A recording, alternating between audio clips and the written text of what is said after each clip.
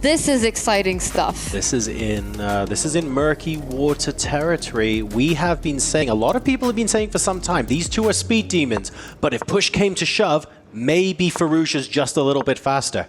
But is he 3 minutes and 12 seconds faster in a 10-minute game? That's a lot. That's a lot, and already Hikaru landing the first surprise. There's been a knight for bishop trade. This is a king's pawn opening, but slightly offbeat. No clear path forward for black, and Firouzja's been eating away at his clock already. Spent 20 seconds. Hikaru had only spent 5 seconds up until this move. It does feel like Hikaru, with the white pieces, has come up with a great opening strategy, but he needs to apply that pressure, keep it up.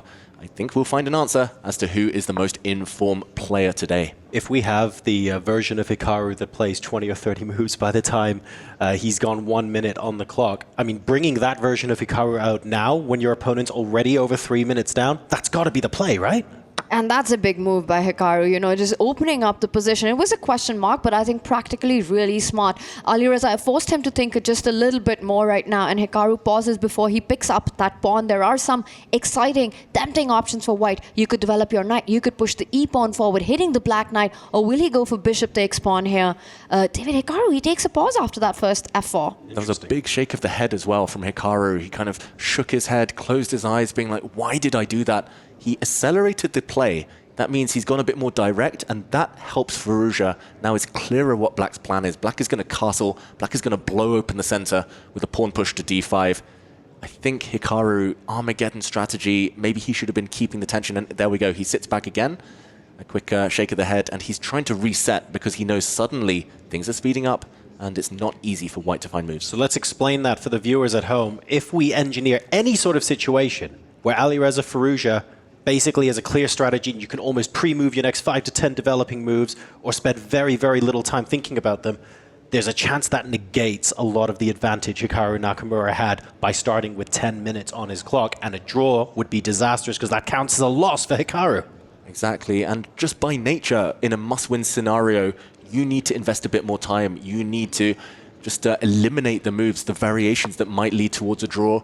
And with the time advantage disappearing, now down to only 2 minutes, Hikaru might be regretting that last move here, Firouzja. He's going to get the black king castled, and then he's going to pounce with pawn to d5. It feels like he rushed with that, right? Especially with the long thing that just came after that pawn move, developing the knight. Now, the big Armageddon strategy at the top levels often been, you know, take those big decisions, the critical pawn trades, much later on when you've got your opponent down to those final few minutes, becomes that much more difficult to deal with. And Hikaru, another question mark on the board, pushes that e-pawn forward, trying to keep things close, trying to keep things complicated. But look at that, Alireza doing Alireza thing. He doesn't care about his knight. He's coming for Hikaru's knight, which is pinned to the white king. Look, they're doing one thing. They're keeping it complicated. That much is for sure. But I'm not sure in whose favor. If they end up swapping here, there's an absolutely horrible discovered check that Hikaru Nakamura could be walking into here, whereas once the black knight is captured, a simple recapture with the queen or similar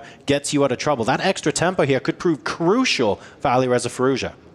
Disaster. These last 3 moves for Hikaru Nakamura have been so bad for his position. Quick action replay. It looked like on the last move, the white pawn stepping forward was hitting the black knight. Instead of running away, though, counterattack on this white knight, pinned, and that discovered attack that John was mentioning here. If the white pieces continue to grab the material on offer at the very end, you take a pawn, hitting the white king, a check, and next move, the black queen, the new queen, actually defends this rook in the corner. This is the key detail Hikaru might have missed. You can make a queen with a check. The black queen swoops back. Instead, this variation, unthinkable.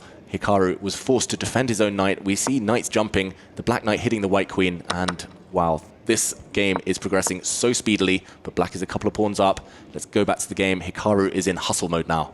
Couple of pawns up, and a beautiful spot for that black knight on e3 planted. It's never getting out of there. This is looking absolutely stunning. You could even just get your king to safety, defend that g7 pawn, which has just been attacked by Hikaru Nakamura. I don't know if you guys saw, but Hikaru's expressions gave it all away. He's frustrated with the way he's handled this Armageddon out of the opening, just giving Alireza a bunch of force moves. Not just that, lands himself in trouble. It might be the white king that's about to face fire. Yeah, I like the idea of the queen out to b4. You're threatening, well, you're sort of threatening the pawn on b7. You're also preventing castling. You want to keep the black king in the middle of the board, keep those threats alive. The problem is there are more black pieces surrounding white's king than there are white pieces right now. This is so unusual and so dangerous to look at that I just don't think this level of compensation is enough. Yeah, we saw what happened to a king entering the middle earlier, and the white king now looking precariously placed. Hikaru trying to fight back. He's won one of the pawns back. He's still just one pawn down, but a question mark given to this last move from Alireza Firouzja. And it's Hikaru's king that's on f3, pinning that knight on e4. Very surprising. Again, a very natural move by Alireza, getting the king to safety to the other flank. But let's remind everyone, for Hikaru, a draw is not good enough. So queen trades, Alireza would be super happy to get into the endgame. And we saw that. Hikaru was heading for that queen to c5. He put it right back on his screen. Yep, that is the only move to stay in the game. According to our computers, the white queen stepping forward to c5, offering a trade. But that only fights for a draw, really. Queen trades, the white pawns might start dropping as well. He does play it out of necessity. If you didn't play this move, the white king would have been in the crossfires. And he's going to try and seek his chances in an endgame.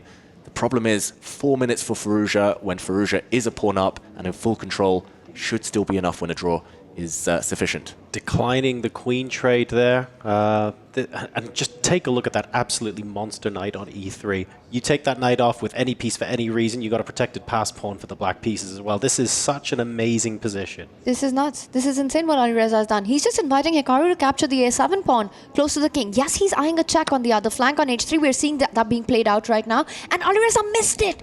He did not see that the pawn was hanging. He can't believe it.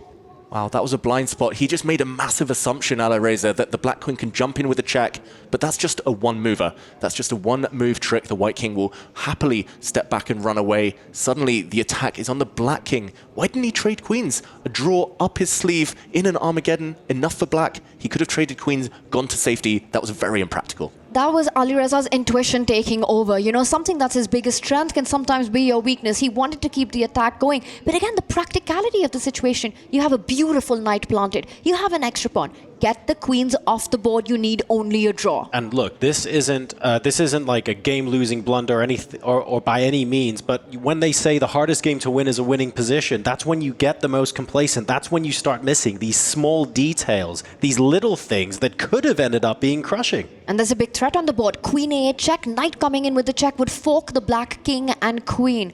Alireza going into a think after giving up a key pawn is bad news.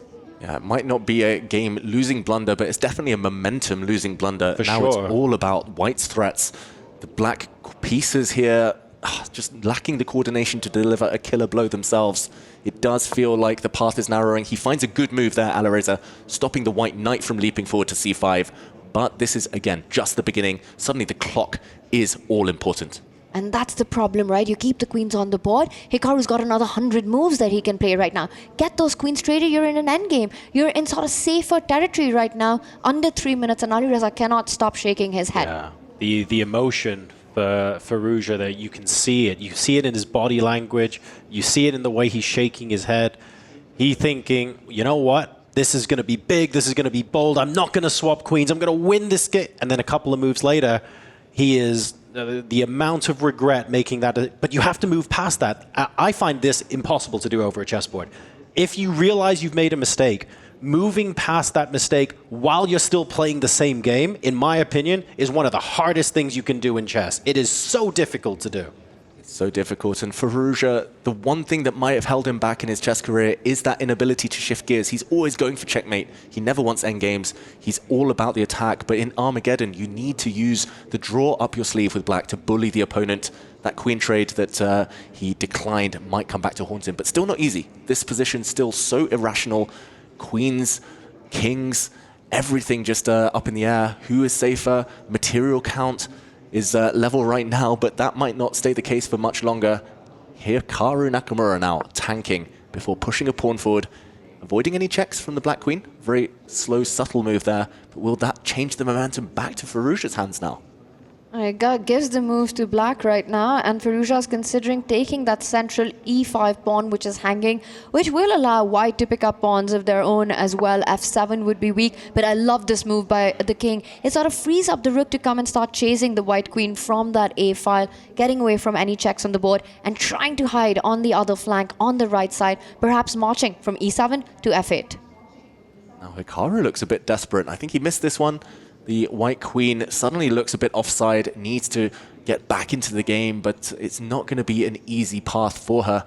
4 minutes now and counting for Hikaru. It's like Hikaru now needs time. The queen on a7 feels a bit offside. The rook on h1 isn't in the game at the moment. Hikaru can do all sorts of great things, but he needs to get his pieces in position, and we have a blunderer. The white queen is trapped. The black queen is going to save itself with a check. The next move, the black rook is going to slide into the corner. The white king suddenly is hit as well. That is a crazy decision by Hikaru Nakamura. He's blown it in one move. He sees it.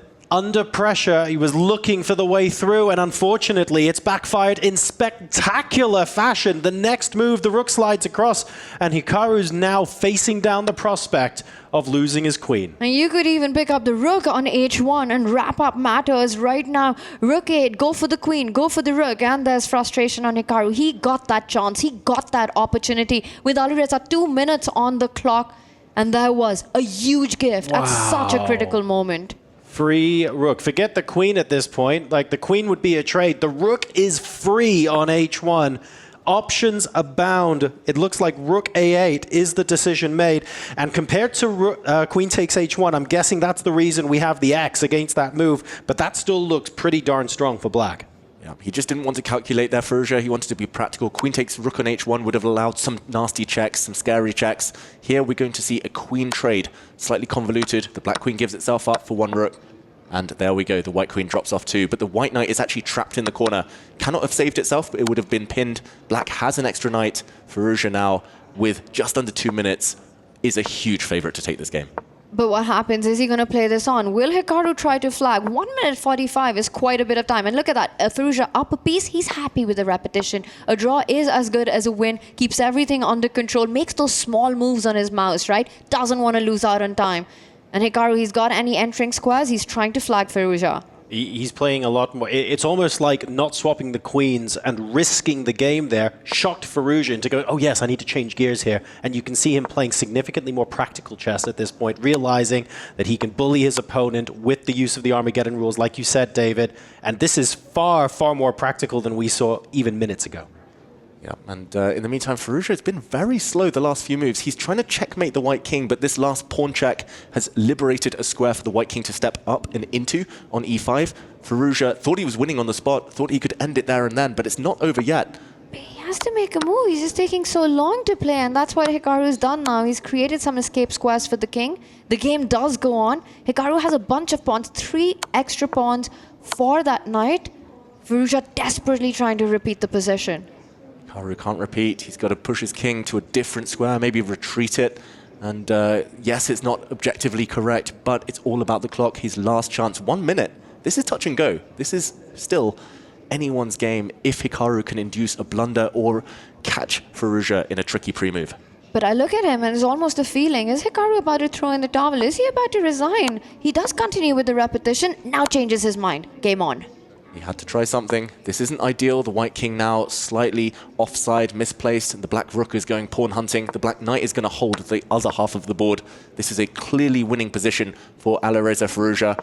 But does he have enough time? Under the 1 minute mark now. Gives a check, forcing a decision with the king. Gets his own king. Look at the speed with which Hikaru is playing. Just making sure that Alireza gets no time to think on Hikaru's clock there. Gives a check, comes back with the rook. Alireza trying to keep his pieces close, making those short moves. Ooh, and Hikaru's pawns are getting very far forward. Alireza might be getting nervous. 45 seconds this time. The white rook pinning the black knight. Hikaru can force a draw, but again, it's not enough. And a big mistake there. The black knight is coming around. It's going to be checkmate. The white king is mated. There was knight a6 check and a mate.